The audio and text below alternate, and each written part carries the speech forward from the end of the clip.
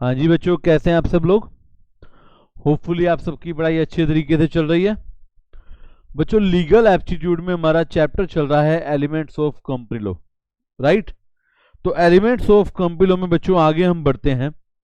आज का जो हमारा टॉपिक है बहुत ही इंपॉर्टेंट है, टाइप्स ऑफ कंपनीज। बच्चों, आज के टॉपिक में आपको पढ़ाया जाएगा कि कंपनीज कितनी तरह की होती हैं। कुछ टाइप्स तो इवन आपने पढ़े होंगे कभी, private company, public company, OPC, ये सारी पढ़ाई जाएंगी, right. There are many kind of company like OPC, small, dormant, section 8, ये सारी। इसके अलावा नॉन प्रॉफिट, गवर्नमेंट, फॉरेन। अब ये नाम से कुछ नहीं पता चलेगा आपको, मैं डिटेल्ड में आपको सारी कंपनीज के बारे में जो है चर्चा करवाऊंगा, लेकर चलेंगे आपको वहां पर।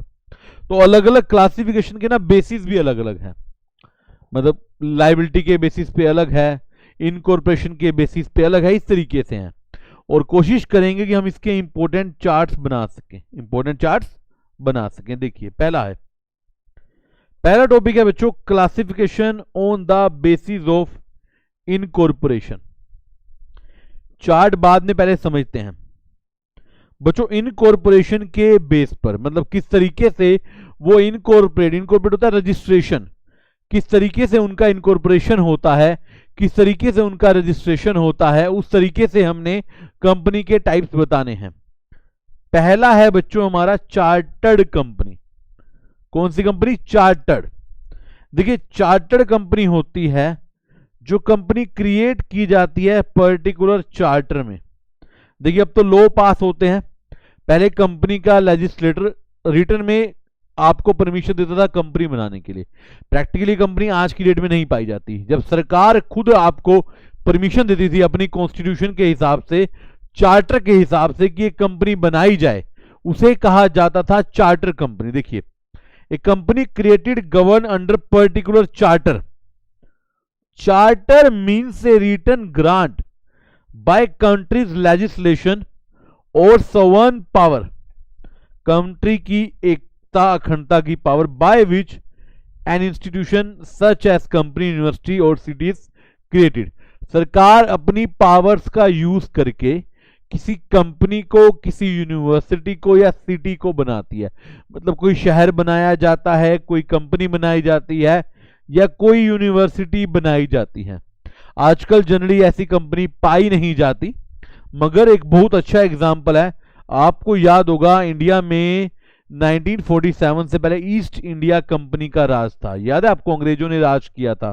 तो that company was a chartered company. देखिए, East India Company, this company was formed and governed under a charter. Charter का मतलब होता है ऑर्डर ऑफ किंग, जो आपका राजा है उसका आदेश, ऑफ ब्रिटिश क्राउन, जो ब्रिटेन के राजा थे उन्होंने ईस्ट इंडिया कंपनी बनाने का आदेश दिया था। तो पहली कंपनी चार्टर्ड कंपनी, जो आपके किंग के आदेश के अनुसार बनाई जाती है, स्पेशल पावर के हिसाब से बनाई जाती है। और प्रैक्टिकली इसका सबसे बड़ा एग्जांपल है ईस्ट इंडिया कंपनी। और बच्चों, आजकल ऐसी कंपनी पाई नहीं जाती, ऐसी कंपनी पाई नहीं जाती। सेकंड, स्टैट्यूटरी कंपनी, ये पाई जाती हैं, ये आजकल बनती हैं। ये कंपनी बनती हैं या तो पार्लियामेंट के स्पेशल एक्ट से या स्टेट के लेजिस्लेटर से। अब आप कहेंगे ये क्या होता है? बच्चों देखिए, भारत सरकार की संसद होती है पार्लियामेंट, और हर एक स्टेट की होती है अपनी लेजिस्लेचर। तो स्टेट अपने स्पेशल एक्ट से या सेंट्रल गवर्नमेंट अपने स्पेशल एक्ट से किसी कंपनी को बना सकते हैं, right. These are the companies which are governed by special act of parliament.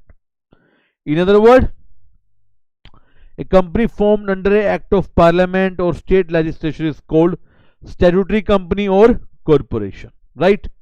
In company का मेजर ऑब्जेक्टिव होता है सर्व पब्लिक इंटरेस्ट, आम जनता की हेल्प के लिए बनाई जाती हैं, राइट। और इंटरेस्टिंग बात के बच्चों, हमारा कंपनीज एक्ट कौन सा चल रहा है सर? 2013। बच्चों, हमारा कंपनीज एक्ट 2013 हर तरह की कंपनीज पर एप्लीकेबल है, और इवन स्टैच्यूटरी कंपनीज पर भी एप्लीकेबल है, राइट। मतलब ये जो स्टैच्यूटरी कंपनीज आप बता रहे हैं, इन पर भी कंपनीज एक्ट लगेगा। एग्जाम के लिए क्वेश्चन है कि क्या स्टैच्यूटरी कंपनी पर कंपनीज एक्ट लगेगा? हम कहेंगे यस, मगर एक एक्सेप्शन है कि अगर इनकंसिस्टेंसी हो गई, मतलब कंपनीज एक्ट में कुछ और लिखा है और स्पेशल एक्ट में कुछ और लिखा है, मान लीजिए एक ही मुद्दे पर कंपनीज एक्ट में कुछ और लिखा है और उस स्पेशल एक्ट में कुछ और लिखा है, तो हम किसकी बात मानेंगे? हम उस स्पेशल एक्ट की बात मानेंगे, राइट? ये बात समझिएगा। वैसे कहा गया कि जो स्टैट्यूटरी कंपनीज है, स्पेशल कंपनीज है, उनके ऊपर कंपनीज एक्ट लगेगा, मगर ये फिर कहता है कि अगर आपस में कोई डिस्प्यूट हो गया, कोई मुद्दा हो गया, तो जो स्पेशल वाला एक्ट है वो प्रिवेल किया जाएगा। एग्जाम्पल देता हूं बच्चों मैं आपको, reserve bank of India act, state bank of India act, life insurance corporation act, ये सारी स्पेशल स्टैट्यूटरी कंपनीज हैं, राइट? कैरेक्टरिस्टिक्स क्या सिंपल है, it is owned by state, state का मतलब सरकार की है ये, और created by special act. It is has immunity from parliament inquiring to day affairs. Although बच्चों ये पार्लियामेंट के कंट्रोल में है, मगर पार्लियामेंट डे टू डे इनको परेशान नहीं कर सकती, डे टू डे नहीं। इनके पास फ्रीडम है, ये अपने पर्सनल का मतलब बोर्ड ऑफ डायरेक्टर, मैनेजर, ये अपने बोर्ड ऑफ डायरेक्टर्स वगैरह अपॉइंट कर सकती हैं, कोई दिक्कत नहीं है। हर एक statutory corporation as per law body corporate है, मतलब कंपनी है, तो it can be sued and can sue. इसका डिस्टिंक्ट रिलेशन है गवर्नमेंट से, गवर्नमेंट की है मगर इसकी डिस्टिंक्ट आइडेंटिटी है। It has a independent source of finance, ये पैसा भी अपना इंडिपेंडेंट अरेंज करती है। अब एलआईसी है, एलआईसी पब्लिक में शेयर इशू करेगी, अब आया सुनने में, आरबीआई कर सकता है, तो सरकार से पैसा नहीं लेते, इंडिपेंडेंट सोर्स है इनका अपना। एंड द लास्ट, इनकी जो स्टैट्यूटरी ऑडिट है, ऑडिट जो हम करते हैं, जैसे आपने सुना होगा सीए ज्यादातर ऑडिट करता है, सीएस सेक्रेटरी ऑडिट करता है, तो इनकी जो ऑडिट है वो करता है सीएजी। ये फुल फॉर्म है एक आपके लिए important, controller and auditor general of India. Bharat सरकार का एक डिपार्टमेंट है जो जितनी भी सरकारी व्यवस्थाएं हैं, सरकारी डिपार्टमेंट है, सरकारी कंपनीज है, उनकी ऑडिट करते हैं सीएजी। क्या नाम है? CAG, controller and auditor general of India, right? तो सेकंड होगी बच्चों स्टैट्यूटरी कॉर्पोरेशन, जो किसी स्पेशल स्टैच्यू से बनाई जाती है, एग्जांपल आरबीआई, एलआईसी, एसबीआई। अब थर्ड कौन सी होती है बच्चों? बच्चों इसके अलावा जो भी कंपनी, जो आप और मैं बनाते हैं, आम व्यक्ति बनाता है, आम जनता बनाता है, that is registered company. A company formed and registered under companies act और under previous act. Previous act का मतलब है मान लीजिए कंपनीज एक्ट से पहले हमारे यहां पर था, 2013 से पहले हमारे यहां एक एक्ट था, कंपनीज एक्ट 1956। तो क्या उसमें जो कंपनी बनाई थी वो खत्म हो जाएंगी? नहीं, they will be carry forward in companies act 2013। तो किसी भी कानून में बनी है, चाहे वो ओपीसी है, चाहे प्राइवेट है, चाहे पब्लिक है, चाहे प्रोड्यूसर है। In short, charter company king बनाता है, स्टैट्यूटरी कंपनी सरकार बनाती है, like special act of parliament बनाती है। उसको छोड़ के आप में जो भी कंपनी बनाते हैं, सारी कौन सी कंपनीज है? Registered company. तो यानी कि इनकॉर्पोरेशन के बेसिस पर 3 तरह की कंपनी हो गई, राइट? मैं एक चार्ट में बच्चों लिखवा भी देता हूं आपको, बड़ा आपको समझने में, एग्जाम के टाइम रिवाइज करने में आसान रहेगा। देखिए,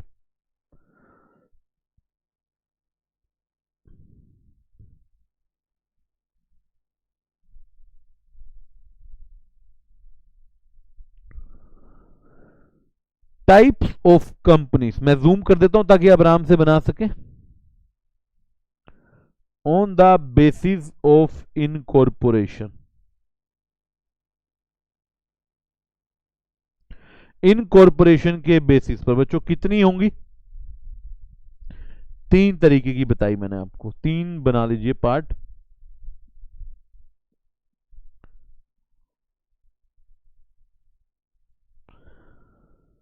राइट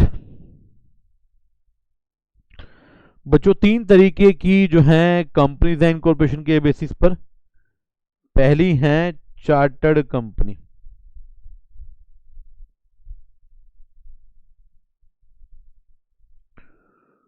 दूसरी है स्टैट्यूटरी कंपनी, एंड तीसरी है रजिस्टर्ड कंपनी। चार्टर्ड कंपनी जो बनती हैं on the order of king, king नहीं है तो सरकार, state. Example, east India company,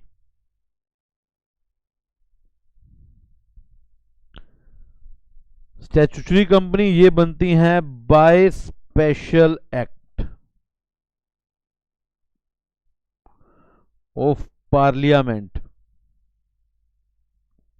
और स्टेट लेजिस्लेचर। ये होती है बच्चों, इसका सबसे बड़ा एग्जाम्पल आप इंडिया में लें, LIC, RBI, SEBI। And third है बच्चों रजिस्टर्ड कंपनी। रजिस्टर्ड कंपनी है हर एक कंपनी जो आप और मैं बनाते हैं, कोई भी और बनाता है।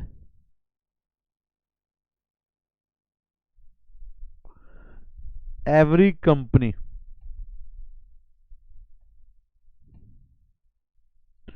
Registered under companies act. कोई भी कंपनी बच्चों, हर तरह की public,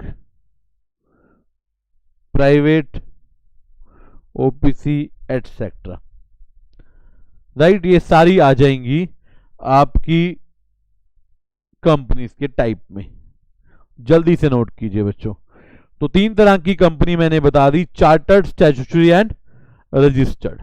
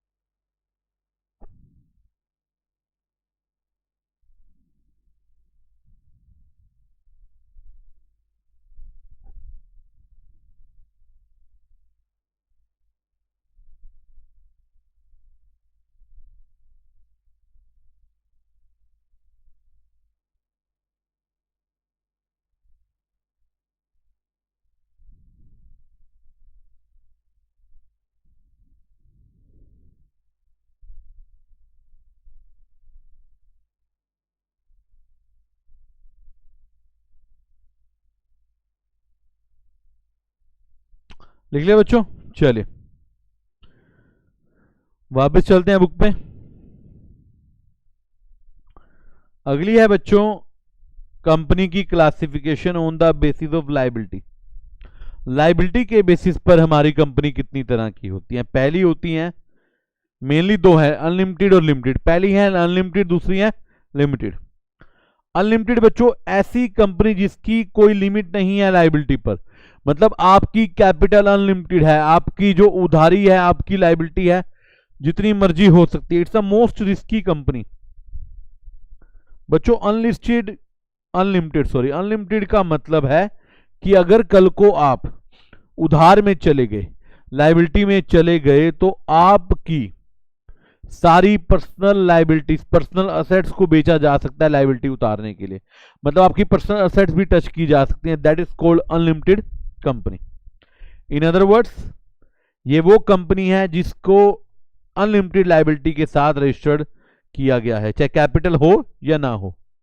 maximum liability of the member of unlimited company in the events of wound up, company wound up होती है, बंद होती है, तो ये extent of their assets, personal assets भी उनकी उठाई जाती है, मतलब जितना पैसा मर्जी आपसे लेना हो सारा लिया जाएगा, कोई लिमिट नहीं है।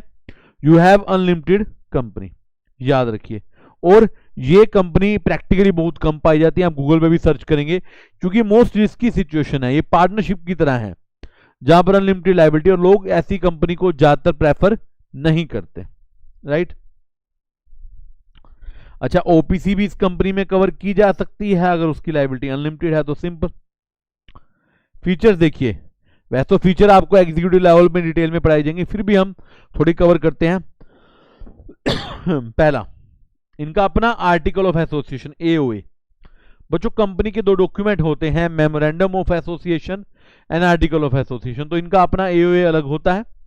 आर्टिकल में लिखे होते हैं कितने नंबर ऑफ मेंबर है, और अगर कंपनी की शेयर कैपिटल है तो लिखा जाएगा आर्टिकल में कितनी शेयर कैपिटल है। नोट, एक कंपनी जो अनलिमिटेड कंपनी है वो बाद में लिमिटेड कंपनी बन सकती है।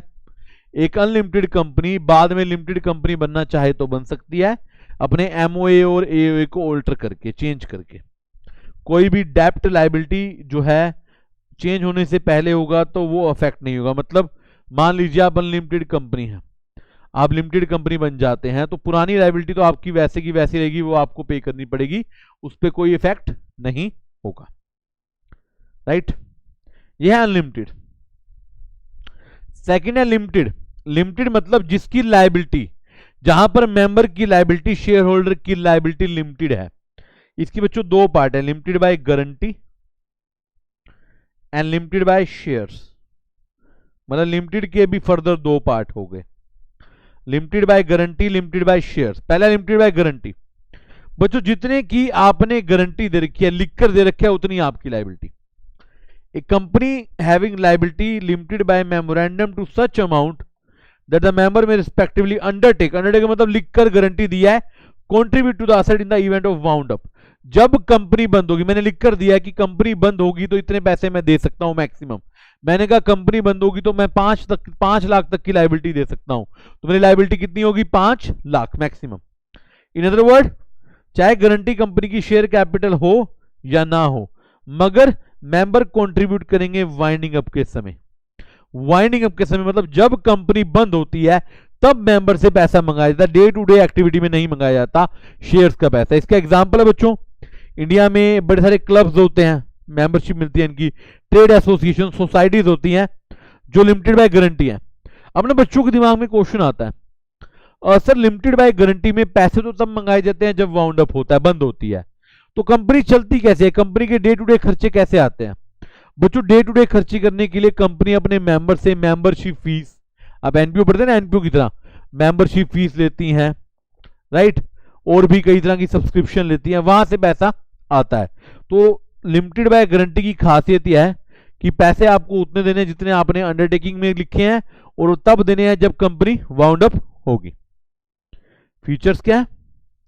आर्टिकल में लिखा होगा कि कितने मेंबर हैं, और ये कंपनी जनरली प्रॉफिट के लिए नहीं होती, ये प्योर एनपीओ भी नहीं है, मगर ये साइंस, कल्चर, आर्ट, चैरिटेबल को प्रमोट करने के लिए होती है। राइट, देखिए इंपॉर्टेंट नोट जो मैं बता चुका हूं, लायबिलिटी तभी आएगी मेंबर की जब कंपनी लिक्विडेशन में जाएगी, बंद होगी, सिंपल। और मेमोरेंडम ऑफ एसोसिएशन एमओए में लायबिलिटी का अमाउंट लिखा होगा। लिमिटेड बाय शेयर्स, बच्चों ये ज्यादा इंपॉर्टेंट है, ज्यादातर ऐसी कंपनीज होती हैं कंपनी लिमिटेड बाय शेयर, जिसमें शेयर्स की जो शेयर होल्डर की लायबिलिटी है वो लिमिटेड है, जितना अमाउंट उनका अनपेड है शेयर में। बात समझिए, company limited by shares means a company having the liability of member limited to the memorandum of amount unpaid on the share. यानी कि मान लीजिए मिस्टर राम ने 100 शेयर लिए 10 रुपए के, जिसमें से 8 उसने पे कर दिए, 8 पे कर दिए तो रिमेनिंग कितने रह गए? 2 रुपए। कितने शेयर? 100 रुपए। तो मिस्टर राम की लायबिलिटी 200 रुपए है। जितना अमाउंट उसका शेयर पे अनपेड है, जो पेंडिंग है, जो उसने देना है, जितना अमाउंट अनपेड है सिर्फ उतनी लायबिलिटी है। Effect in a company where the liability of members limited by MOA to the amount unpaid on the share, मतलब पार्टली पेड शेयर पे लायबिलिटी है। अगर शेयर फुली पेड अप है, मतलब मैंने बच्चों 10 रुपए का शेयर लिया और 10 के 10 रुपए दे दिए, तो मेरी कोई लायबिलिटी नहीं है। In case of fully paid share there is no liability at all, कोई लायबिलिटी नहीं है। अच्छा, ये लायबिलिटी कब मंगाई जा सकती है? जैसे गारंटी में तो वाइंडिंग अप के समय मंगाते थे, ये लायबिलिटी लाइफ टाइम में कभी भी मंगाई जा सकती है, वाइंडिंग अप में भी मंगाई जा सकती है। इसमें ओपीसी, प्राइवेट, पब्लिक सब आते हैं। मतलब no member shall be called out to pay more than the nominal value. बच्चों नॉमिनल वैल्यू मतलब फेस वैल्यू, जितने का आपका शेयर है उससे ज्यादा पैसे हम आपको नहीं मंगा सकते। And if there is a fully paid share there is nothing to called upon, कुछ और मंगाने की जरूरत नहीं है, कुछ और मंगाने की जरूरत नहीं है। बात समझ रहे हैं? देखिए, नहीं समझा मैं दोबारा बता देता हूं। देखिए,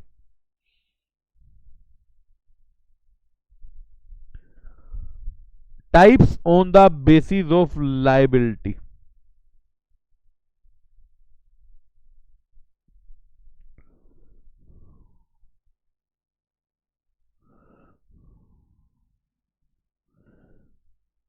unlimited company,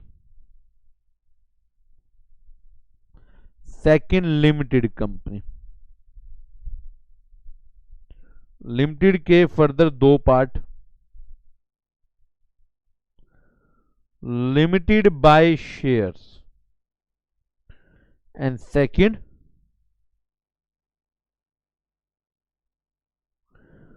limited by guarantee. Right बच्चों, देखिए अनलिमिटेड लायबिलिटी में क्या है, the liability of the members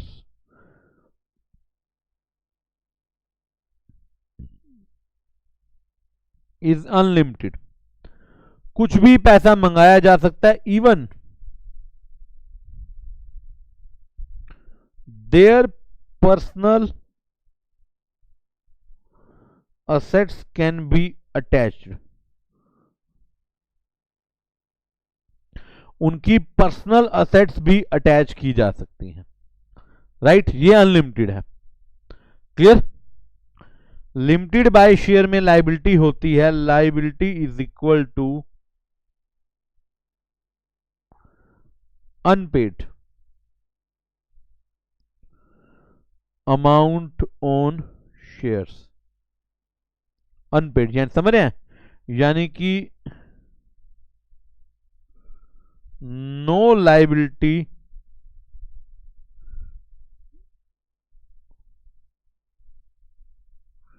in case of fully paid shares. Liability कोई भी नहीं है फुली पेड शेयर्स में। And one more point, there is a one more point, कभी भी मंगाया जा सकता है amount, amount can be called up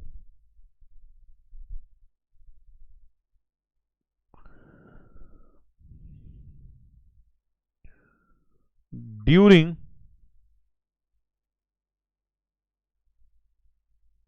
life time. Lifetime मतलब जब तक कंपनी चल रही है, और वाइंडिंग अप, चाहे बंद होने के समय चाहे चलने के समय। That is limited by shares. Limited by guarantee में क्या है,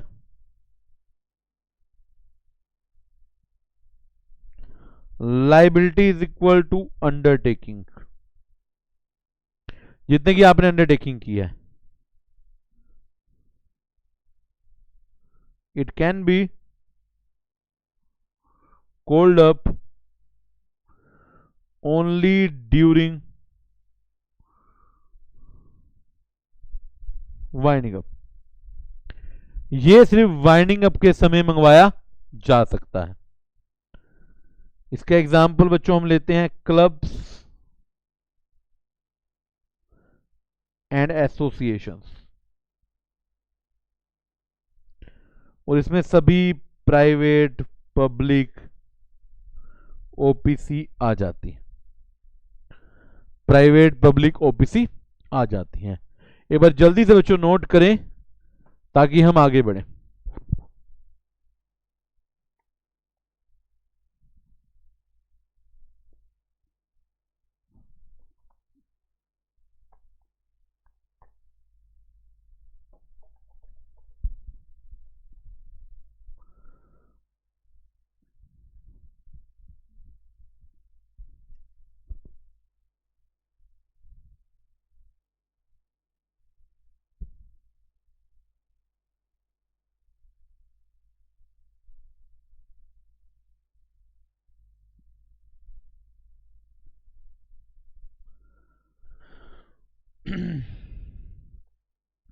जल्दी से बच्चों नोट करें।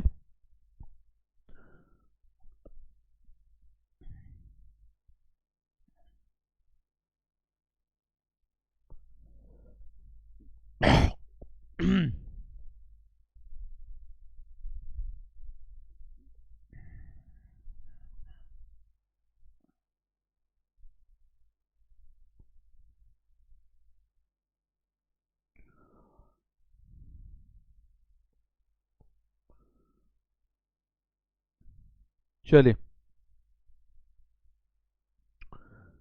क्लियर बच्चों? आगे है प्राइवेट कंपनी, बहुत ही ज्यादा इंपॉर्टेंट। आप लोगों ने सुना होगा बच्चों प्राइवेट कंपनी। देखिए बच्चों, प्राइवेट कंपनी एक ऐसी कंपनी होती है जिसके शेयर आप ओपनली पब्लिक में नहीं बेच सकते, प्राइवेटली बेचे जाते हैं। प्रैक्टिकली जान पहचान के लोगों को आपके फ्रेंड सर्कल में, आपके फैमिली सर्कल में बेचे जाते हैं। जनरली घर के लोग मिलकर, रिश्तेदार, फ्रेंड्स मिलकर जनरली प्राइवेट कंपनी बनाते हैं। मेनली प्राइवेट कंपनी के आर्टिकल में 3 रिस्ट्रिक्शन होती हैं, 3 रिस्ट्रिक्शन कंडीशन। देखिए, पहला, private company means a company having minimum capital as may be prescribe. देखिए, कोई मिनिमम पेड अप कैपिटल नहीं है, नो लिमिट। पहले ये लिमिट 1 लाख हुआ करती थी कि प्राइवेट कंपनी को मिनिमम 1 लाख रुपए की कैपिटल चाहिए, ये क्रॉस कर दो, ये अब नहीं होती। अब आप 20,000 50,000 की कैपिटल से भी कंपनी बना सकते हो, ध्यान रखिए। And by its article AOA association, article of association 3 condition ये लगाती है। पहला, it restrict the right to transfer it share. Generally आप बिना डायरेक्टर से पूछे अपने शेयर ट्रांसफर नहीं कर सकते। शेयर ट्रांसफर करना कंपनी की फीचर में आता है, मगर प्राइवेट कंपनी में पूछकर किए जाते हैं, बिना पूछे नहीं किए जा सकते। Second, except in case of OPC limit the number of member to 200। बच्चों, प्राइवेट कंपनी में ओपीसी छोड़ दो, ओपीसी में तो एक ही मेंबर होता है, 1 पर्सन कंपनी, नाम ही क्या है, 1 पर्सन। ओपीसी को छोड़कर प्राइवेट कंपनी में मैक्सिमम मेंबर बच्चों हो सकते हैं 200, 200 से ज्यादा मेंबर नहीं हो सकते। And it prohibits any invitation to public to subscribe for any security. ये पब्लिक को अपने शेयर सब्सक्राइब करने के लिए इनवाइट नहीं कर सकती। जैसा +2 में बढ़कर आते हैं ना अकाउंट्स में, आपने शेयर इशू किए, bank account debit to share application to share capital, ये ऐसा नहीं कर सकती। ये प्राइवेटली अपने शेयर बेचती हैं, पब्लिकली नहीं बेच सकती। इनके आर्टिकल में ये कंडीशन है। देखिए, आर्टिकल क्या होता है आप आगे बढ़ेंगे, मैं बताया तो आर्टिकल में रूल्स लिखे होते हैं, कंडीशन लिखी होती हैं। कोई भी कंपनी कोई भी काम नहीं कर सकती जो कि आर्टिकल में नहीं लिखा। कंपनी को 100% अपने आर्टिकल को फॉलो करना पड़ता है बच्चों, तो इसलिए आर्टिकल में लिखा है तो नहीं कर सकते। 3 कंडीशन, आप शेयर ट्रांसफर नहीं कर सकते, आप 200 से ज्यादा मेंबर नहीं ले सकते, और तीसरा, आप पब्लिक से डिपॉजिट या सब्सक्राइब नहीं करवा सकते। राइट।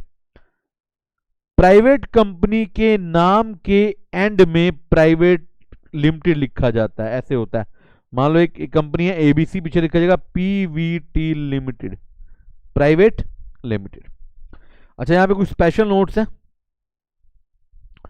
आपने कहा मैक्सिमम मेंबर 200 रहेंगे, 200 रहेंगे, तो जो ज्वाइंट होल्डर है, मान लो 2 या 3 लोगों ने, 2 और मोर ने इकट्ठे शेयर ले रखे, उनको 2-3 मानेंगे, 1 मानेंगे। राम और श्याम ने मिलकर इकट्ठे शेयर ले रखे, तो राम और श्याम कंपनी के 2 मेंबर है, 1 मेंबर है, 1। कहा गया if 2 or more person hold 1 or more share in company jointly they shall be treated as single member।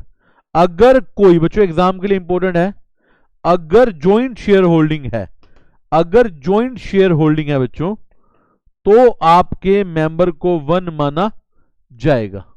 कितना माना जाएगा? 1। अच्छा, share held by past and present employ. बच्चों, कंपनी ना कई बार अपने एम्प्लॉयज को भी शेयर देती है, तो प्रेजेंट एम्प्लॉय है जिसको अब दिया, या पास्ट मतलब पहले दिया था तब वो एम्प्लॉय था, अब वो छोड़ के चला गया है, तो क्या ये प्रेजेंट और पास्ट एम्प्लॉय जो होते हैं, क्या ये 200 की लिमिट में काउंट होते हैं? नहीं। The past and present employ जिनके पास प्राइवेट कंपनी के शेयर है, they shall not be included in the number of member. बच्चों, 200 की लिमिट में नहीं आते, मतलब एम्प्लॉयज को जितने मर्जी शेयर आप दो, 200 का मतलब है जो आपके जान पहचान के लोग हैं, एम्प्लॉयज को आप शेयर दोगे तो वो लिमिट में काउंट नहीं होंगे, ध्यान रखिएगा। मतलब मैं 200 नॉर्मल लोगों को दे दूं और 500 इंप्लॉइज को दे दूं, जितने मर्जी दो इंप्लॉइज को, they are not covered under numbers.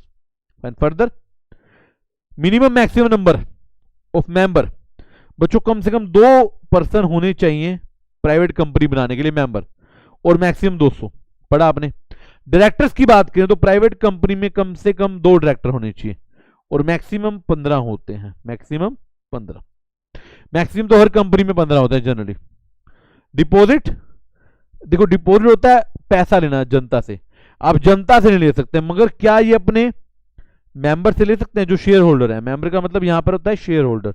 Yes, जिन्होंने कंपनी बनाई है, जो कंपनी के शेयर होल्डर हैं, उनसे डिपॉजिट ले सकते हैं, आम जनता से नहीं ले सकते, ध्यान रखना, आम जनता से नहीं ले सकते। प्राइवेट कंपनी अपने मेंबर से डिपॉजिट ले सकती है, आम जनता से नहीं ले सकती, ध्यान रखना इस बात को, ठीक है।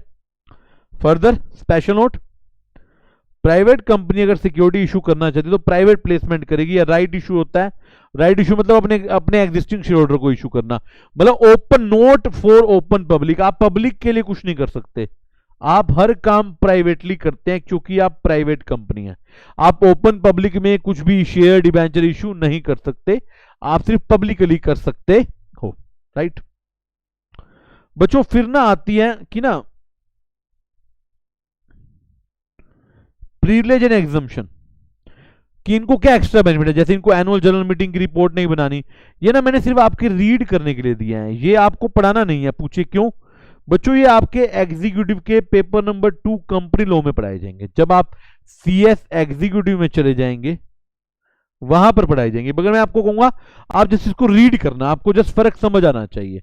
ये हमारे सिलेबस में नहीं है क्योंकि आपको एग्जीक्यूटिव लेवल पे पढ़ानी है, इसलिए मैंने सिर्फ डाली है कि अगर आप रीड करना चाहें तो आप करें। यानी कि प्राइवेट कंपनी जिसकी मिनिमम कैपिटल कुछ भी हो सकती है, मिनिमम 2 मेंबर चाहिए, मिनिमम 2 डायरेक्टर चाहिए, जिसके नाम के पीछे प्राइवेट लिमिटेड और 3 रिस्ट्रिक्शन है उसके आर्टिकल में। शेयर ट्रांसफर नहीं कर सकती, पब्लिक से डिपॉजिट नहीं ले सकती, अपने मेंबर से ले सकती है, पब्लिक से शेयर नहीं ले सकती, अपने मेंबर से प्राइवेट प्लेसमेंट ले सकती है। मैक्सिमम नंबर 200 रहेंगे, 200 के अंदर जॉइंट होल्डिंग वाले को 1 माना जाएगा, और जो आपके वर्कर्स है, एम्प्लॉइज है, पास्ट टू प्रेजेंट, वो कवर नहीं होंगे, right. This is private company. अब सर सेकंड पब्लिक कंपनी भी बताएं। बच्चों पब्लिक कंपनी की डेफिनेशन बड़ी शानदार है। क्या आ गया? Public company means a company which is not a private company. जो प्राइवेट नहीं है वो पब्लिक है। Minimum paid up capital of 5 lakh में बी प्रिस्क्राइब्ड। ये 5 लाख हटा दी गई है, अब कोई लिमिट नहीं है। पहले प्राइवेट में 1 लाख की लिमिट थी और पब्लिक में 5 लाख की लिमिट थी, वो लिमिट रिमूव कर दी गई है। अब प्राइवेट कंपनी हो या पब्लिक कंपनी हो, कोई मिनिमम लिमिट नहीं है, याद रखिए। यहां तक समझिए पहले मेरे से। कहा गया जो प्राइवेट नहीं है वो पब्लिक है, मतलब जिसमें जो 3 रिस्ट्रिक्शन है वो नहीं है। आप शेयर ट्रांसफर कर सकते हो, आप पब्लिक से पैसे ले सकते हो, पब्लिक से डिपॉजिट ले सकते हो, और आपके मेंबर 200 से ज्यादा हो सकते हैं। यस, प्राइवेट कंपनी का उल्टा पब्लिक कंपनी है, याद रखिए। प्रोवाइडेड फर्दर दैट अगर company which is a subsidiary of company not being a private company shall be deemed to be public company even if it is private company. अब कहेंगे ये क्या? बच्चों सब्सिडरी होता है कंट्रोल में। अगर पब्लिक कंपनी के कंट्रोल में एक प्राइवेट कंपनी है तो उसको भी क्या मान लिया जाएगा? Public company. समझिए इस बात को। अगर पब्लिक कंपनी के कंट्रोल में कोई कंपनी है जो कि प्राइवेट है, चाहे वो प्राइवेट रहे, वो हमेशा प्राइवेट रहेगी, मगर उसको इस एक्ट के लिए हम पब्लिक मान लेंगे। पब्लिक की सब्सिडरी पब्लिक है। इवन गवर्नमेंट कंपनी की सब्सिडरी भी गवर्नमेंट होती है। पब्लिक कंपनी की सब्सिडरी क्या मानी जाएगी? पब्लिक। पब्लिक कंपनी की सब्सिडरी क्या मानी जाएगी? पब्लिक। ये ध्यान रखिए, ये बड़ा इंपॉर्टेंट पॉइंट है कि जो कंपनी चाहे वो प्राइवेट हो मगर वो पब्लिक की सब्सिडरी है तो वो हमेशा पब्लिक मानी जाएगी। अदर रेलेवेंट पॉइंट्स देखिए बच्चों। मिनिमम मेंबर चाहिए 7, मिनिमम 7 और मोर पर्सन में फॉर्म ए कंपनी। अच्छा, private company which is subsidiary of public company, ऊपर मैं बता चुका हूं। कंपनी तक कहता है कि पब्लिक कंपनी की सब्सिडरी को भी पब्लिक माना जाएगा, यानी कि सारे प्रोविजन जो पब्लिक को लगते हैं वो उसकी प्राइवेट सब्सिडरी को भी लगेंगे।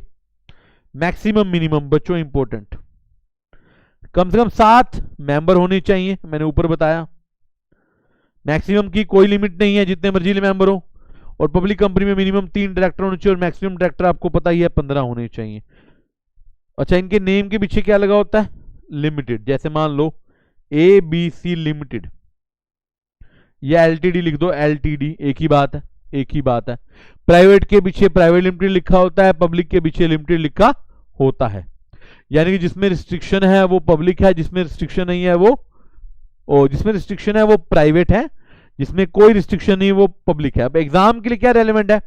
मिनिमम मेंबर कितने, मैक्सिमम मेंबर कितने, मिनिमम डायरेक्टर कितने, मैक्सिमम कितने, नाम के पीछे क्या क्या आर्टिकल में रिस्ट्रिक्शन है, ये सारी बातें। 2 कंपनी, पब्लिक और प्राइवेट। इसका मैं चार्ट बनवाऊंगा, मगर मैं एक और कंपनी कराने के बाद तीनों का इकट्ठा चार्ट कराऊंगा, राइट। यहां तो कोई समस्या हो तो देखिए, बड़ी सिंपल है। प्राइवेट कंपनी जिसमें रिस्ट्रिक्शन होती है, मैक्सिमम मेंबर 200 होते हैं, शेयर ट्रांसफर नहीं कर सकती, नाम के पीछे private limited, minimum 2 member, minimum 2 director. Public company जिसके मिनिमम 7 मेंबर, 3 डायरेक्टर, नाम के पीछे लिमिटेड और कोई रिस्ट्रिक्शन नहीं है, जितने मर्जी मेंबर हो शेयर ट्रांसफर कर सकती है।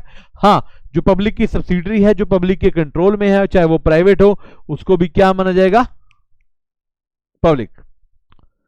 चलिए थर्ड बच्चों, ये नया कंसेप्ट था, ये पुराने एक्ट में, हमारा पुराना एक्ट था कंपनीज एक्ट 1956, उसमें नहीं था। ये कंपनीज एक्ट 2013 में न्यू कंसेप्ट आया, दुनिया भर में था ये, हमने अलग अलग जगह से कॉपी किया। ओपीसी कंपनी अलग है पब्लिक और प्राइवेट से। ओपीसी कंपनीज को जनरली लेस कंप्लायंस दिए गए हैं। ऊपर बच्चों आपने पढ़ा था ना कि प्राइवेट कंपनी को प्रिविलेज है, कुछ बेनिफिट है पब्लिक के कंपेयर में, तो इसको उससे भी कम है, मतलब कम रिक्वायरमेंट है, ज्यादा बेनिफिट है। अगर प्राइवेट को पब्लिक के मुकाबले बेनिफिट है तो ओपीसी को पब्लिक और प्राइवेट के मुकाबले बहुत ही ज्यादा बेनिफिट है, बहुत ही ज्यादा। एक चीज याद रखिएगा, इनके नेम के पीछे लिखा था OPC private limited, OPC private limited. ये एक बात याद रखिए, ये हमेशा प्राइवेट कंपनी होती हैं, ओपीसी कभी पब्लिक कंपनी नहीं होती। ये गलत लिखा हुआ है, यहां लिखा जाएगा ओपीसी प्राइवेट लिमिटेड। जैसे कंपनी है, मान लो उसका नाम ऐसे आएगा एबीसी ओपीसी प्राइवेट लिमिटेड। यहां ओपीसी लिखते हैं बताने के लिए कि लोगों को पता चल जाए कि 1% कंपनी, मतलब अकेले आदमी की कंपनी। देखिए मतलब क्या है इसका, 1% company means a company which has only 1 person as a member, minimum 1 member and maximum भी 1 मेंबर। 1 से ऊपर होगा तो वो प्राइवेट या पब्लिक नहीं बन जाएगी। ये प्रैक्टिकली हमेशा प्राइवेट है, मगर फर्क क्या है कि इसमें मेंबर कितना हो सकता है? 1 मेंबर कितने हो सकते हैं? 1। In other words, a company which has only 1 person as a member and where legal and financial liability are limited to the company only, not to the person. Limited liability है तो व्यक्ति की liability तो है नहीं। 1 person is always considered private company. ये हमेशा private होगी, इसको पब्लिक नहीं माना जा सकता क्योंकि एक ही मेंबर है। अब एक ही मेंबर में वो चीज कैसे पब्लिक हो सकती है, सोच के देखिए आप इस बात को। गेटिंग द पॉइंट बच्चों? एक ऐसी कंपनी जिसमें एक ही मेंबर है और वो हमेशा प्राइवेट लिमिटेड है और उसके नेम के पीछे लिखा जाएगा OPC private limited. Clear? Important point देखिए, पहला, सिर्फ इंडिविजुअल नेचुरल पर्सन, नेचुरल मतलब इंसान, कोई एक कंपनी ओपीसी नहीं बना सकती, कोई पार्टनरशिप ओपीसी नहीं बना सकती, सिर्फ इंडिविजुअल नेचुरल पर्सन बना सकता है। ओपीसी की लायबिलिटी हमेशा लिमिटेड है, ओपीसी हमेशा प्राइवेट कंपनी है। ओपीसी को देखो डायरेक्टर कम से कम 1 चाहिए, मैक्सिमम डायरेक्टर वही 15। बाकी प्रैक्टिकली मैं आपको एक बात बताऊं, जो बंदा अकेले कंपनी बना रहा है वो क्या 15 डायरेक्टर रखेगा? वो खुद ही मेंबर बनेगा और खुद ही डायरेक्टर बनेगा, तो मिनिमम 1 डायरेक्टर चाहिए। जैसे प्राइवेट में मिनिमम 2 चाहिए थे, पब्लिक में मिनिमम 3 चाहिए थे, तो ओपीसी में मिनिमम डायरेक्टर कितने चाहिए? 2, 1। अच्छा, साल भर में इनको 2 ही बोर्ड मीटिंग करनी है, बोर्ड ऑफ डायरेक्टर्स की मीटिंग होती है। बाकी कंपनीज में जनरली 4 होती है, इसमें कितनी है? 2। अच्छा, एक ही डायरेक्टर है तो कोई बोर्ड, जब मान लो मैं अकेला डायरेक्टर हूं, मैं ही मालिक हूं, मैं ही पर्सन हूं, मैं ही मेंबर हूं और मैं ही डायरेक्टर हूं, तो मैं किससे मीटिंग करूंगा? अकेला हूं मैं। तो अगर आप अकेले ही हैं तो कोई मीटिंग की जरूरत नहीं है, बोर्ड मीटिंग की जरूरत नहीं है। एलिजिबिलिटी क्या है? 1 पर्सन कंपनी सिर्फ नेचुरल पर्सन बनाएगा, इंसान, और वो भी इंडिया का सिटीजन, इंडिया का रेजिडेंट होना चाहिए, बाहर के व्यक्ति नहीं बना सकते। इंडिया में 1 पर्सन कंपनी बनाने के लिए आपको इंडिया का नागरिक होना जरूरी है। नागरिक का मतलब सिटीजन। सर ये रेजिडेंट का मतलब क्या होता है? आप इंडिया में रहते हैं? बेटे रहते तो है, मगर एक कंडीशन है। रेजिडेंट का मतलब है आप इंडिया में पिछले साल में कम से कम 182 डेज रहते हैं। साल का आधा होता है 182 डेज, मतलब आप इंडिया में पैदा हुए तो आप इंडिया के सिटीजन है, आपके पास इंडिया का पासपोर्ट है तो भी आप इंडिया के सिटीजन है। मगर आप इंडिया के रेजिडेंट कब होंगे? जब आप पूरे साल में 182 डेज कम से कम इंडिया में रहेंगे। कितने दिन? 182 डेज। नॉमिनेशन, ये इंपॉर्टेंट है बच्चों, ये कहानी में झोल है। अब आप कहेंगे झोल मतलब? बच्चों वैसे आपने कहा कि एक व्यक्ति ही ओपीसी बनाएगा, मगर उस व्यक्ति को अपने एक नॉमिनी बनाना पड़ेगा। अगर उस व्यक्ति की डेथ हो जाती है तो ओपीसी उसके बिहाफ पर कंपनी को संभालेगा। नॉमिनेशन करना जरूरी है, अपने एक लीगल हायर बनाना जरूरी है। No person shall be eligible to incorporate more than a OPC और बिकम नॉमिनी इन 1 कंपनी। पहले तो एक पॉइंट आ गया, एक आदमी एक टाइम पर एक ही कंपनी का मेंबर बन सकता है और एक का नॉमिनी बन सकता है। मान लो मैं हूं, मैं एक में मेंबर बन जाऊंगा, एक में नॉमिनी, राइट। इस तरीके से कंडीशन देखिए, one person can form OPC और get nominee in one OPC. Natural person OPC बनाता है तो वो किसी और कंपनी में अगर मान लो ऑलरेडी मेंबर है तो उसको 180 डेज में छोड़ना पड़ेगा। अब आप कहेंगे इसका मतलब क्या हुआ? मान लो मिस्टर राम एक कंपनी में नॉमिनी एक में मेंबर है, अब वो नॉमिनी है, मान लो उस कंपनी के मेंबर की डेथ होगी तो वो अब नॉमिनी मेंबर बन जाएगा तो मिस्टर राम मेंबर बन जाएंगे, मगर वो ऑलरेडी एक कंपनी में मेंबर है तो उसको पहले वाली छोड़नी पड़ेगी। मतलब आप एक बार एक टाइम में एक ही कंपनी के नॉमिनी और एक के मेंबर हो सकते हो।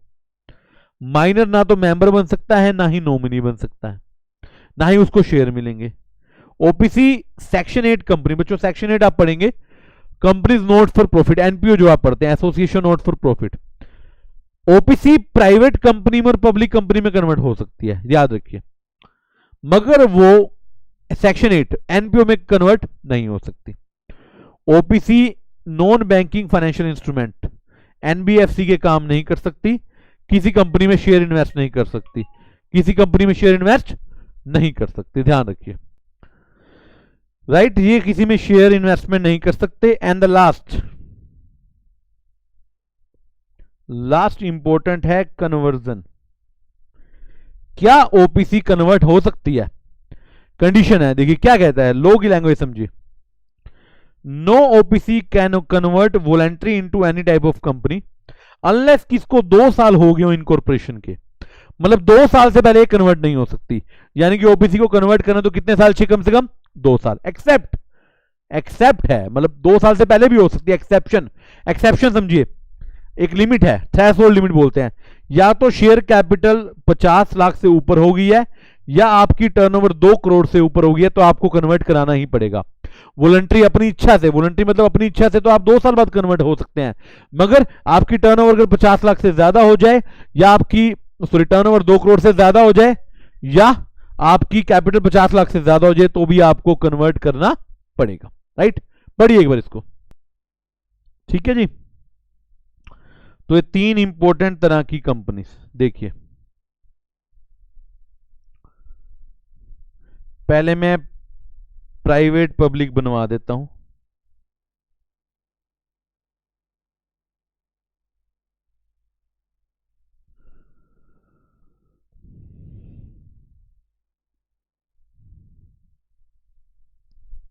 पब्लिक कंपनी, ठीक है। देखिए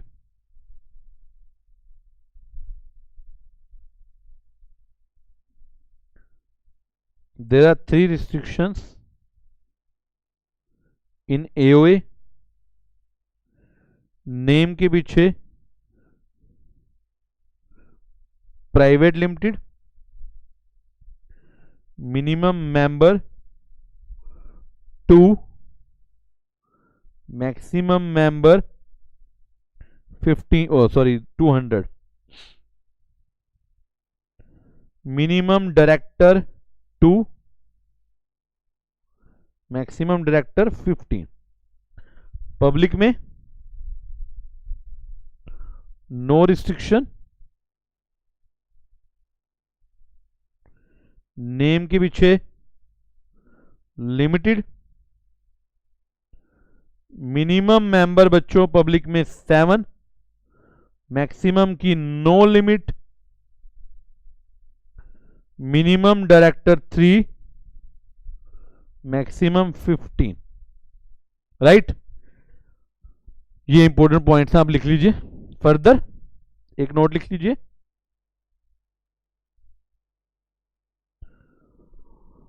द सब्सिडरी ऑफ पब्लिक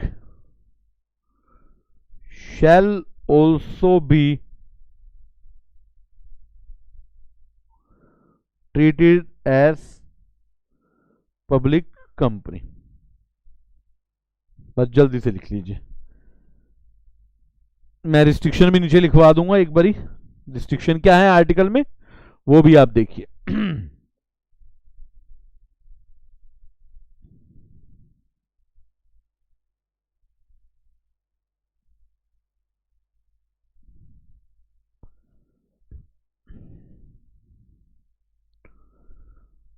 लिखिए बच्चों जल्दी से।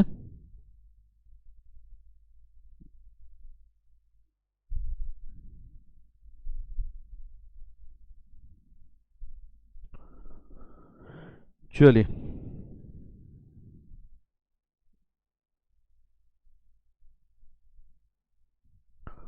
Restrictions in article of association. बच्चों 3 रिस्ट्रिक्शन। पहला, restriction on transferability of shares.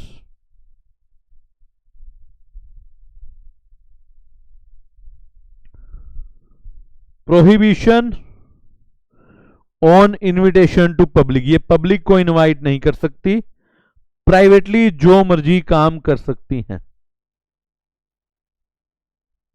Maximum member 200, employees not covered, चाहे प्रेजेंट इंप्लॉइज हो चाहे पास्ट इंप्लॉइड हो, इंप्लॉइज हो दोनों कवर नहीं होते। एंड सेकंड, जॉइंट होल्डर को 1 माना जाएगा, मतलब सिंगल माना जाएगा। ये 3 रिस्ट्रिक्शन है आर्टिकल में, जो प्राइवेट में तो होती हैं बच्चों मगर पब्लिक में नहीं होती। इसके बाद बची ओपीसी। आप ये नोट करें तो मैं ओपीसी का आपको एक अच्छा सा चार्ट बनवा दूं।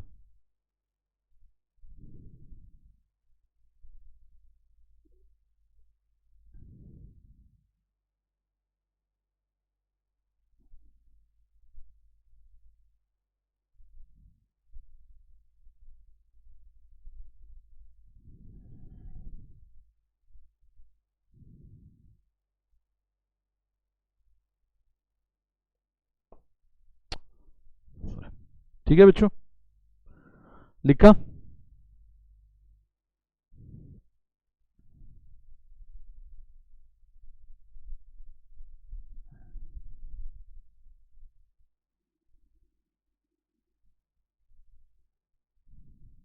चलिए,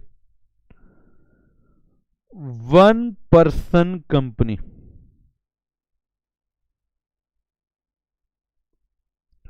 OPC, only 1 member 1 nominee, only natural person,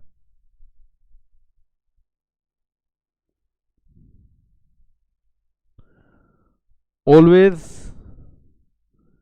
a private company, name के एंड में ओबीसी प्राइवेट लिमिटेड,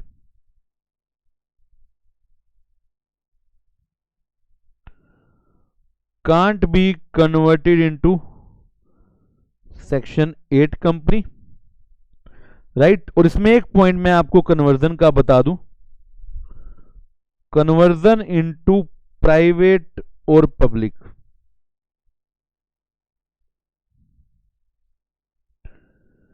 एक है वॉलंटरी कन्वर्जन, एक है कंपल्सरी कन्वर्जन। वॉलंटरी मतलब इच्छा से, ये हो सकता है only after 2 years of incorporation. आपकी ओपीसी बने 2 साल हो गए हैं तो आप कन्वर्ट करा सकते हैं। कंपल्सरी कब है? अगर आपकी कैपिटल 50 लाख से ज्यादा हो जाए, या फिर आपकी टर्नओवर सेल 2 करोड़ से ज्यादा हो जाए, फिर चाहे 2 साल हुए हैं या नहीं हुए, इट डजंट मैटर, आपको कन्वर्ट करवानी ही पड़ेगी बच्चों, कन्वर्ट करवानी ही पड़ेगी। चलिए जल्दी से नोट कर दीजिए।